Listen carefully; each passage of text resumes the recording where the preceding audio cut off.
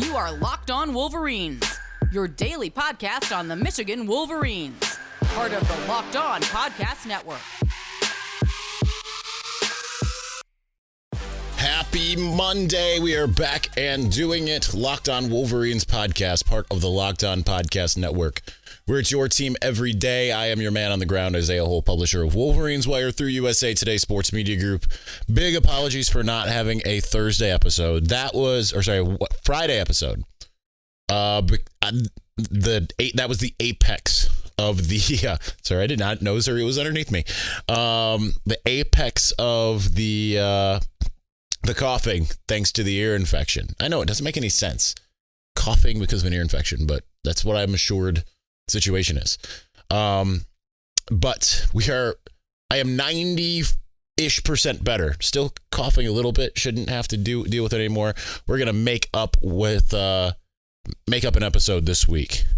So we're starting off the week with the mailbag that was supposed to be on Friday. We'll probably do another one on Saturday. I think that's appropriate. And we'll do a 6-day week this week. Now that I am hopefully fully getting better here, because this has been really tiring. You mix being sick with trying to get a house. It's not a fun time. Before we start out, I do want to give a shout out to Steve Dace, who invited me to see his new movie Nefarious over the weekend, and it was phenomenal. And I didn't even cough. I think like maybe 3-4 times during it. So that was like the beginning of being better. But I thought it was absolutely phenomenal. I can't wait to see it again, to be honest. So congratulations on that achievement. I think Sean Patrick Flannery from Boondock Saints was just beyond amazing in it, as well as Adam Davies from Entourage. So check it out in April when it comes to your theater. All right, let's get into it, starting with our leaders in best. James Crudup at James Crudup 6.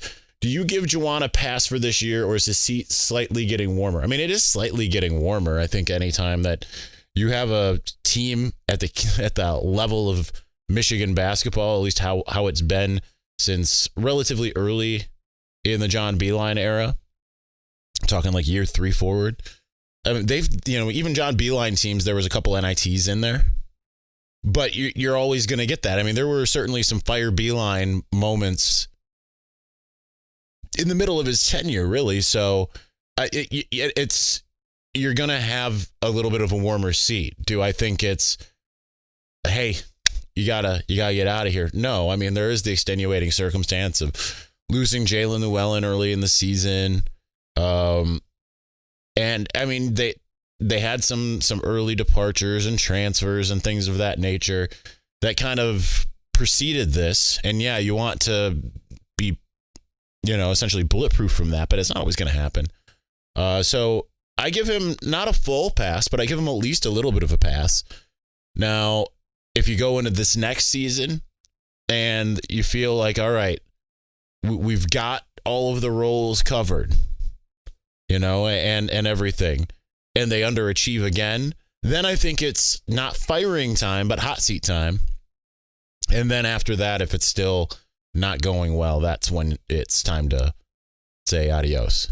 I think you give him a little bit more leeway, kind of the same way you would with Jim Harbaugh, because they are native sons.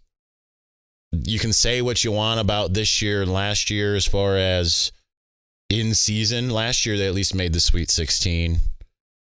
I think that he's still done a mostly good job. This year's just been a lot of, listen, they were in almost every game this year. Weirdly, the Rutgers game in the Big Ten tournament was one of only a couple games that they kind of weren't in the near end of it. It's kind of what you would expect from a young team and being incapable of closing. But if they lose Jet and Kobe Buffkin, you might not be getting much better. And, it's no guarantee they keep Hunter Dickinson either. You hope you get Hunter for one more year. If you don't, things might not look very good. I don't know. Josh Barr at Jadicki, going off topic this week. Thoughts on the first couple episodes of the new season of The Mandalorian?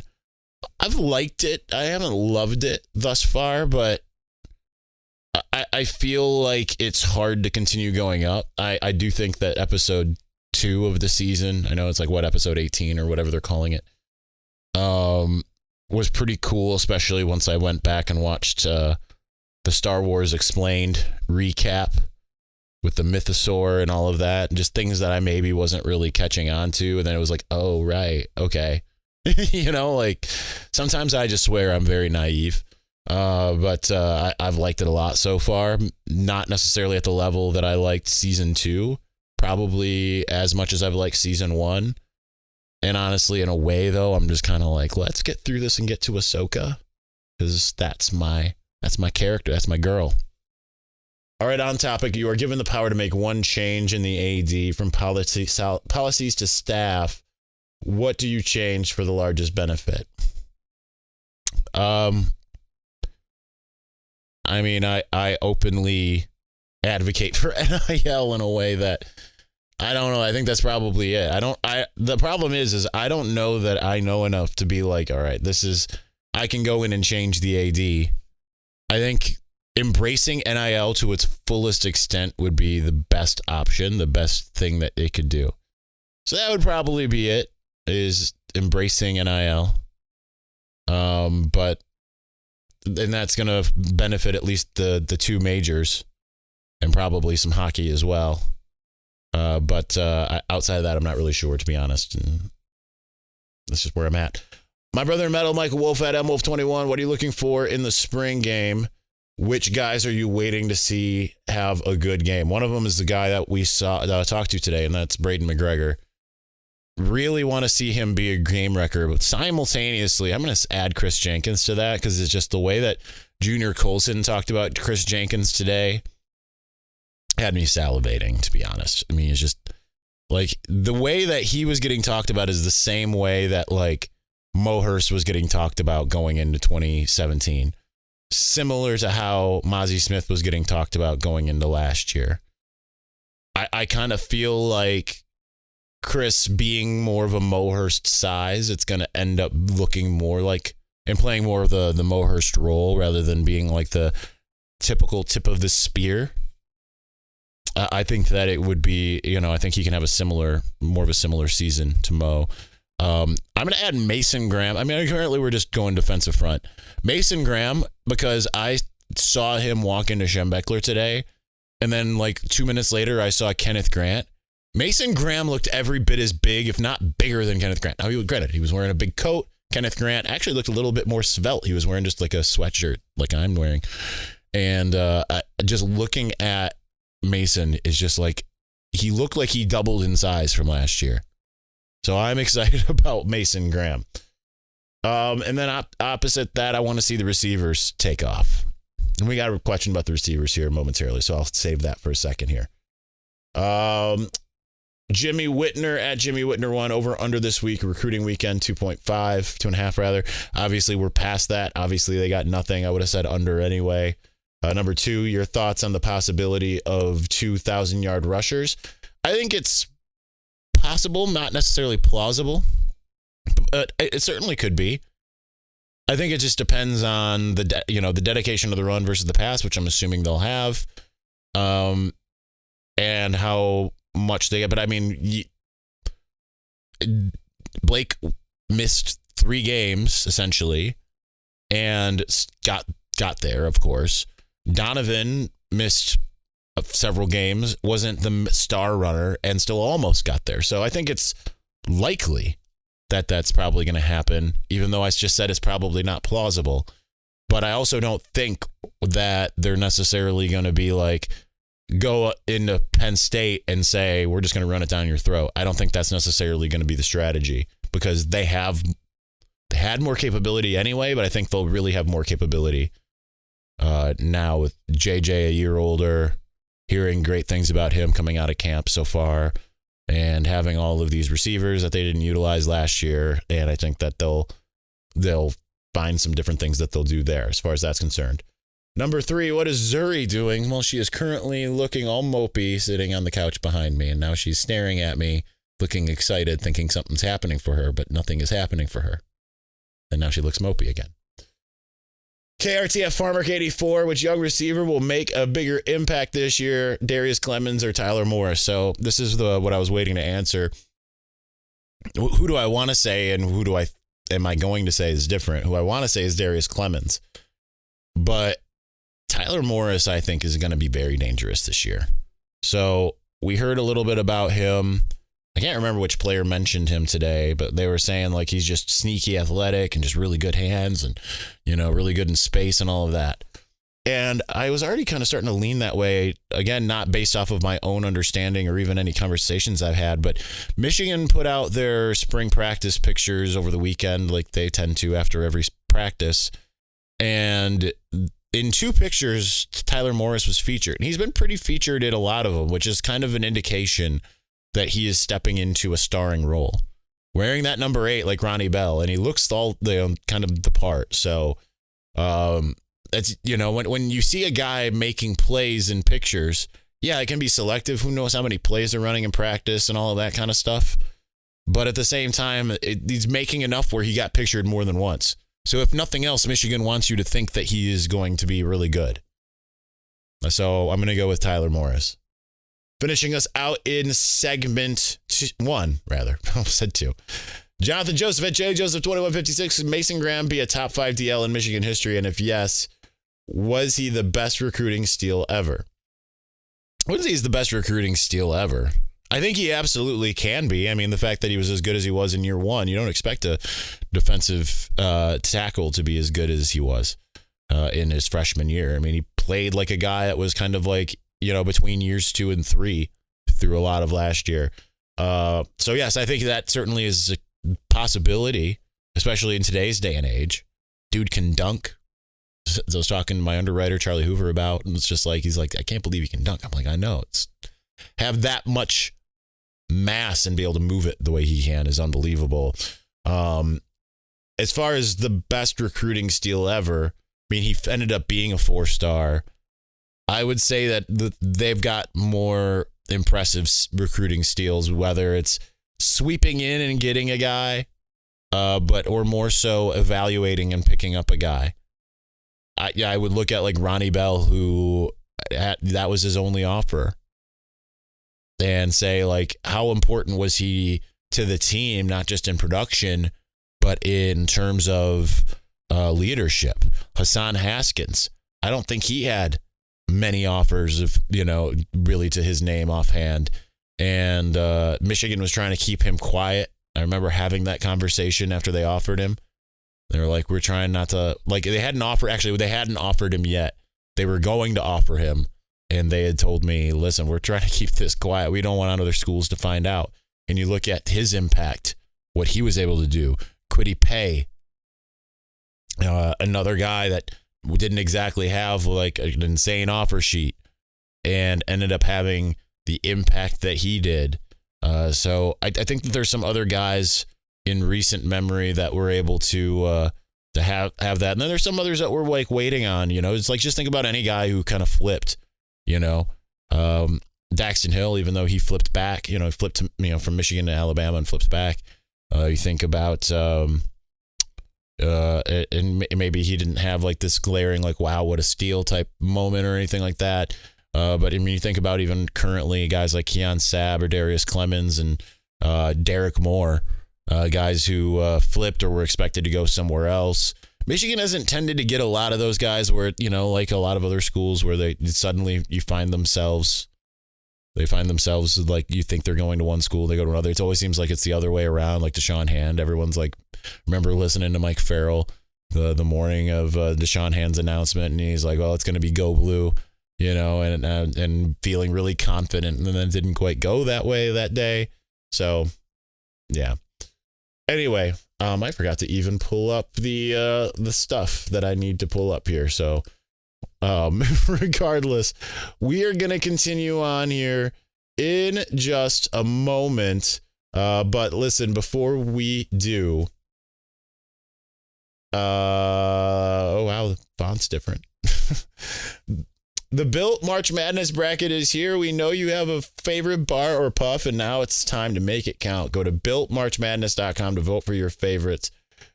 I'll be voting for the coconut brownie puff or brownie chunk rather bar. It's insane. And although their puffs are just so good. And if you want Michigan to win in the NIT, then you'll be voting for that bar too. Support your team, support your bar or puff. And when you vote for your favorite bar or puff, you will be entered into a drawing where 50 lucky Locked On listeners will get a free box of Built. Not only that, one Locked On fan will win a 12-month subscription to Built to have Built's best bars or puffs delivered monthly straight to your door. You got to try Built. Built's the best protein bar ever. Seriously, they're so amazing. You won't think that they're good for you. What makes Built's bars and puffs so good? Well, for starters, they're all high in protein, low in sugar, and covered in 100% real chocolate. That's right, real chocolate. Run to BuiltMarchMadness.com right now to vote for your favorite bar or puff and pick up a box while you're there. You can vote every day in March, so hop in and support your pick.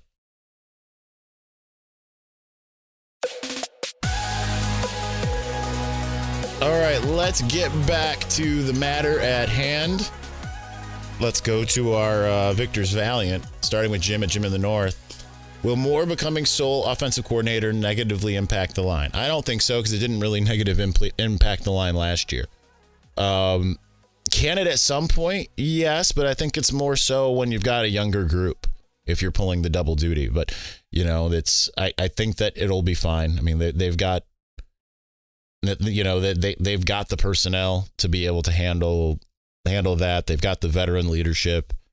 If you were in a situation where you had mostly like sophomores and juniors rather than juniors and seniors, then I think it'd be a different story. But I think we saw last year it was fine. I think he's still coaching the offensive line, but he has to oversee the offense as well a little bit more than he was already last year. Number 2, do you think the new Big Ten rules will help Michigan's offense more as it's more of a ball control offense? I didn't see the new Big Ten rules. I've been kind of incapacitated when I'm not doing these things. So to be honest, I don't know what you're talking about. But if it's more of a ball control offense, sure. But I didn't see that there were new Big Ten rules. I'm sorry. Mark Zimke, do you think the recruiting momentum has a lot to do with a huge group of open positions next year due to expected graduates and players leaving for the NFL feels different this year? No, I think and they don't have a ton of recruiting momentum. I mean, they're getting guys on campus, but I think it's more a product of, hey, you've made it to 2 college football playoffs.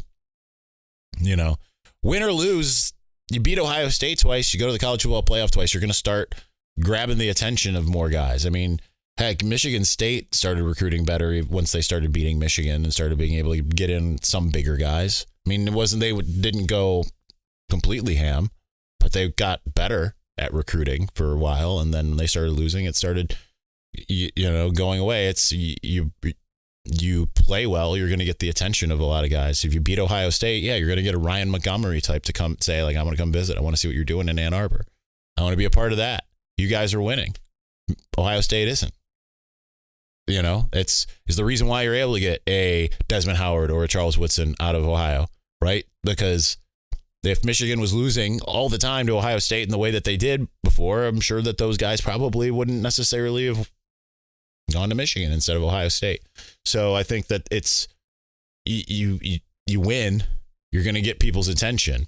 I think that 2020 was probably relatively fresh in a lot of recruits' minds, even last year. So now you're getting these younger guys, these 24, 25, 26 guys and they've paid more attention, and now all they see is, hey, Michigan's going into the college football playoff. So, yeah.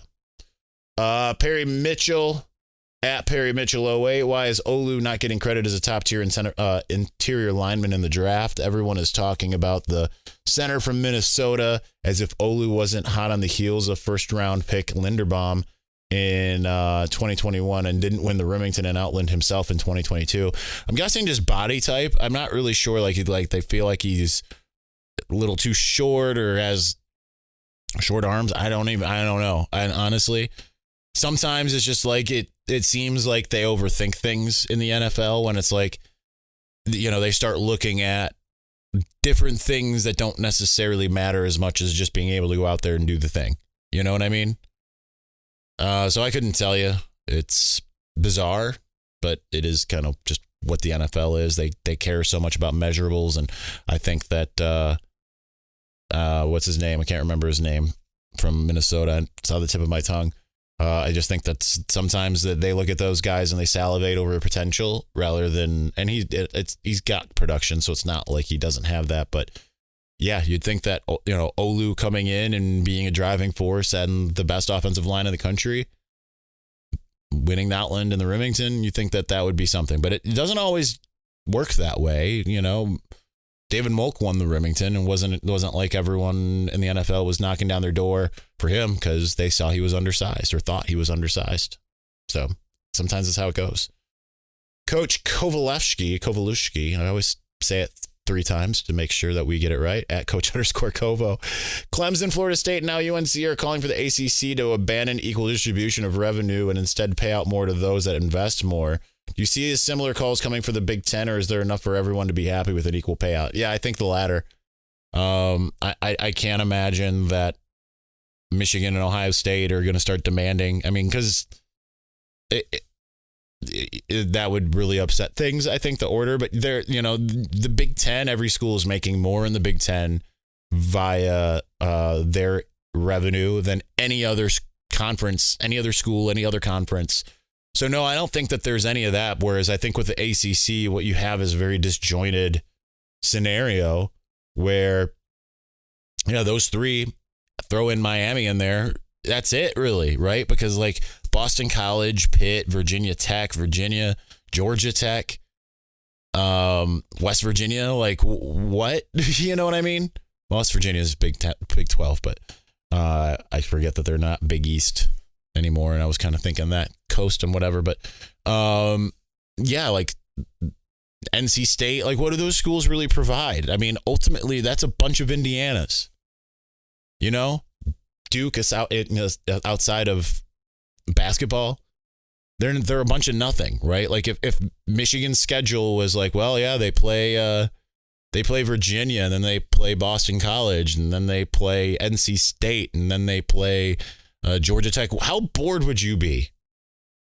Sometimes it's already boring. Like I'm looking at the home slate, and it's like Rutgers and Indiana, and it's sometimes even that's like, oh, it's so boring.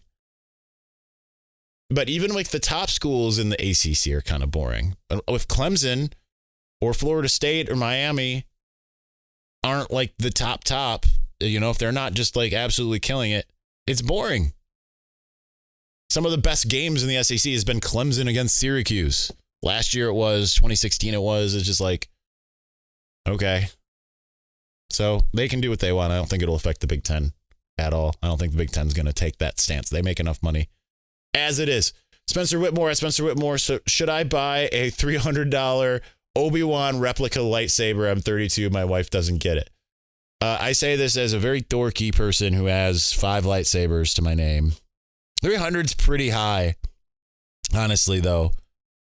Like, I don't know where it's 300. If you go to Disney, I don't know if you can go out to shopdisney.com. You could probably get one cheaper.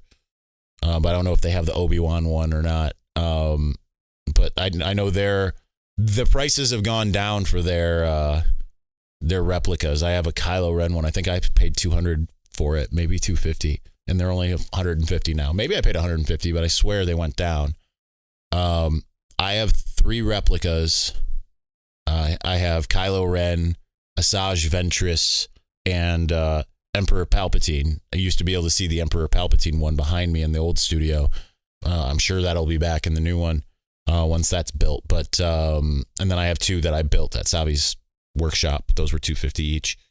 Yeah, so I've spent like $1,000 on lightsabers, maybe more. I will say this. Is it worth it? Absolutely not. Did I get addicted to collecting them? I did. Yeah, I don't know. At least the Asajj Ventress and the Palpatine ones were both on sale. It's those 2 were like the Hasbro Black Label ones. But, they're cool to hold and have on display, but that's about all you're going to get out of it. Anton says, Mita Bengala at Sasmita Bengala. Why would anyone even consider turning down the NIT? It's more chances to play and improve. Obviously we're talking about UNC having turned it down. I think it's kind of like the Dave Portnoy. I'm assuming that it was the letter that was out there yesterday was written by him. He was the first person I see share it. Because you're admitting that you're a second class citizen to some degree. I think it is worth it to be able to improve and whatever, but you don't want to, like, if you're going to go to the NIT, you better like do something, because otherwise, I mean, it can hurt recruiting too, right? Like, if you go into the NIT, you look bad. It is kind of sad. Even the winner of the NIT, that feels sad to me, right? Like, I remember sometimes it's a moment where you feel like things are on the up and up. Like, Michigan was a 2005 or something like that. 2000, yeah, I think it was 2005. I was back at school, and that Daniel Horton led, and it was like, oh yeah, they won the NIT under Tommy Amaker. Things are on the up and up. They weren't on the up and up, and I just remember how sad all of that felt. So I don't know. That's just my thoughts. Finishing us out in segment 2, Ike Hamlin at Hamstand87, Davis Warren Heisman 2024. That'd be fun, right? I think he might be better than we all kind of give him credit for, but we won't really know. So I'll add to the what am I looking for in the spring game. I want to see him or Jack Tuttle really take that step. I have very little faith in Jack Tuttle. I am sorry, Jack. It is, maybe you're a lot better than I'm giving you credit for, but I watched you play at Indiana. I was not impressed. But we'll see what happens with either of those guys in the spring game. Obviously, Davis Warren and what's his name? The Galvin Belson looking guy, Alan Bowman. Yes, that's a Silicon Valley reference. By the way, you can't look at Alan Bowman and not think of Galvin Belson once I've told you that. But they both looked great in the spring game last year. So I think that's also another thing I'm looking for. All right, we're going to continue on here momentarily. Got a few more questions left. The midway point of the NBA season is here, and now is the perfect time to download FanDuel, America's #1 sports book, because new customers get a no-sweat first bet up to $1,000. It's bonus bets back if your first bet doesn't win. Just download the FanDuel Sportsbook app. It's safe, secure, and super easy to use. Then you can bet on everything from the money line to point scores and threes drained. Plus, FanDuel even lets you combine your bets for a chance at a bigger payout with same-game parlays. So don't miss the chance to get your no-sweat first bet up to $1,000 in bonus bets when you go to FanDuel.com/lockdown. That's FanDuel.com/lockdown to learn more. Make every moment more with FanDuel, an official sports betting partner of the NBA.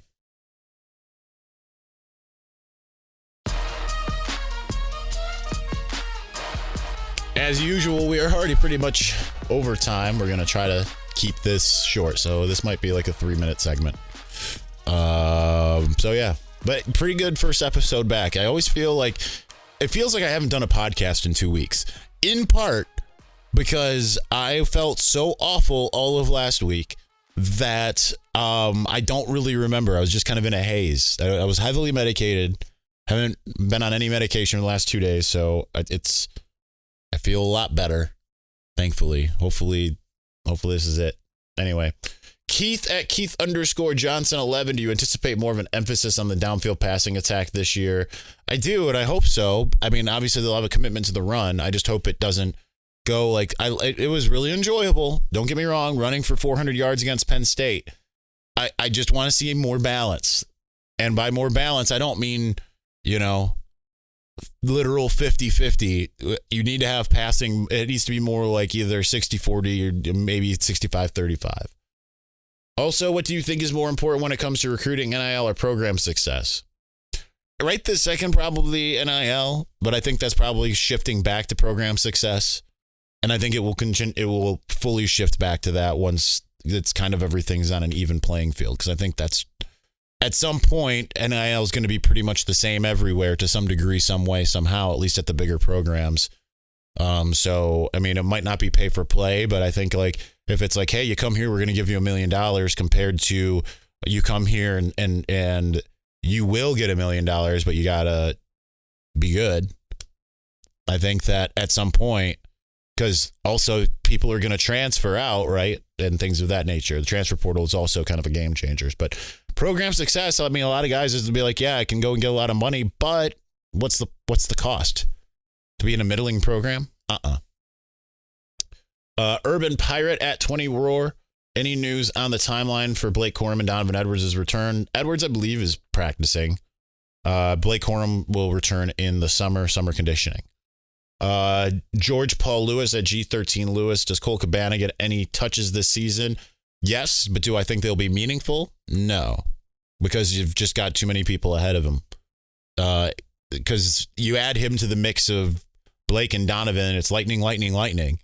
And I think that they're looking for thunder to go along with lightning. So I think they'll bring him along a little bit more slowly. I wouldn't be surprised if we see more Benjamin Hall than him, to be honest. JJ Brewer at JJ Brewer 19. What made you write as a Michigan analyst? I'm assuming the verbiage there kind of confuses me for whatever reason, but I'm assuming that you're just asking like what made me become a Michigan writer. I mean, I've done a whole lot episodes on that, but I'll give you the short of it. So I'm a Michigan alum. I was, born at University of Michigan Hospital. My grandpa and my Aunt Lori were both Michigan alums. I went to Michigan, got obsessed with football near the end of my tenure there, moved to California to work in Hollywood in the entertainment industry. And like Michigan football was my favorite, most important thing when I was out there. Hated it, moved back, couldn't find a job, and was bartending and going to Alumni Association events, reached out to as many people as I could, networked as much as I could, looking for anything. I was trying to do more video for, video editing, video shooting, and all that kind of stuff. I wanted to basically like what Ryan Wise does now or what Ty Rodgers used to do. I was trying to basically, that didn't exist then, but that's what I was trying to do. And got the opportunity to shoot photos for 24/7 Sports. Steve Lorenz had lamented to me that he wished that they had more writers, so I started doing it pro bono as an intern. Made myself indispensable, got the job. So it was the love of Michigan, and that's what got me into it. And I am, as you see before me now, doing all of the writing and the podcasting and the musings and what have you, the photos and all of that. Ben Ricketts at Ricketts Ben 92. Which transfer do you think will have the biggest impact? I still think it's going to be AJ Barner. Here's my power rankings: AJ Barner, Drake Nugent, Josiah Stewart, Ernest Hausman. And then I don't know after that, but that would be my current power rankings. So I just think AJ Barner is going to come in and be perfect and really fill up that Luke Schoonmaker role. And I think he's just going to shock people. It's just how good I think he has the capability of being. Finishing us out, Joshua Carlson at Josh WFF 96. With a big month of visits on the horizon, who do you think will be the next recruit to commit? Jaden, Aaron Childs? Your guess is as good as mine, man. People always ask that question. They've been asking it on the mailbag since we started. Unless there's a guy that has a date that's coming up, it's impossible to. Do I think that both of those guys will commit? I do. And we're going to be doing more recruiting stuff. Part of me getting a mortgage is going to mean that I have to do some things that I'm not comfortable doing as I had been. I don't just get to sit back on my laurels. So we'll be getting into more recruiting here in the coming weeks and months, out of necessity for me. But I would say those guys, and it wouldn't surprise me if like Channing Goodwin, or it wouldn't surprise me if like a Brady Prescorn came out of nowhere and did it. But I don't think that I could tell you exactly who the next one is. And usually you'll see Steve Lorenz or EJ Holland or those types of guys will also punt on that question generally. All right, that's going to do it. Even 21 questions, and we went 34 minutes. Pretty amazing.